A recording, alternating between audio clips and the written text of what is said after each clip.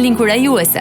Dëgjoni Darlen Sala për disa minuta në fjalën kurajuese, teksa reflektojmë për kujdesin e Zotit për ne. Kur qëndrosh shtrirë në shtratin tim natën, ndonjëherë mendja nuk dëshiron të fiket. Njësoj si një kompjuter që ka shumë dosje të hapura në të njëjtën kohë. Miq do të vinë në fundjavë, lajmet e fundit të mbushura plot dhunë, përgatitja për një udhëtim që po afron, telefonata nga një mekesh, djali së cilës është në prag të vdekjes, lista me gjëra që duhen bler, te që janë gjëja e parë që do të bërë në mëngjes, puna, mendja fluturon sa tek njëra tek tjetra. Normalisht nuk janë gjitha mendime të këqija. Puna është se janë shumë. Por çfarë mund të bëjmë të gjithë ne për të parandaluar mbi ngarkesën në mendjen tonë? Së pari, duhet i vëmë një kufi informacionet që hyjnë në kokën tonë. Është shumë e rëndësishme të informoheni, mos më keq kuptoni, ne duhet të jemi të informuar, dhe të dimë se çfarë po ndodh. Por nëse shikon lajmet çdo një orë, kjo e mbush mendjen tonë me gjëra për cilat zakonisht ne nuk kemi asgjë në dorë për të bërë. Kështu që vendoseni një kufi kësaj.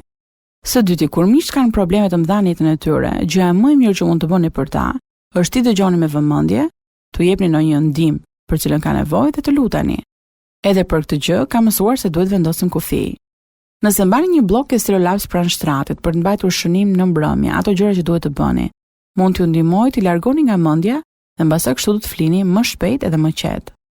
Sidoqoftë, së fundmi, nëse do gjeni paqe, ju duhet t'i zvendçoni disa mendime me të vërtetat e fjalës së Perëndis. Të vërteta si mendjes që pushon tek ti, t'i ruan një paqe të përsosur, sepse kjo ka besim tek ti. Duke hedhur gjithë merakun tuaj mbi të, sepse ai kujdeset për ju. Bibla na thotë të bëjmë rob çdo mendim që t'i bindet Krishtit. Po vjen një kohë kur duhet t'i bëni rob mendimet tuaja që t'i binden Krishtit. Më pëlqen mënyra se si thotë nëna ime: Perëndi, nëse ti nuk fle kurrë, atëherë nuk ka nevojë që të qëndrojmë të dy zgjuar. Dhe kjo është shumë e vërtetë. Perëndia po rizgjuar për ju, ndaj ju flini të qetë.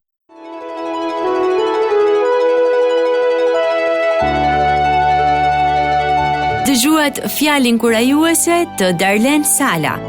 Për më shumë informacion për këtë program, vizitoni radioviz7.net.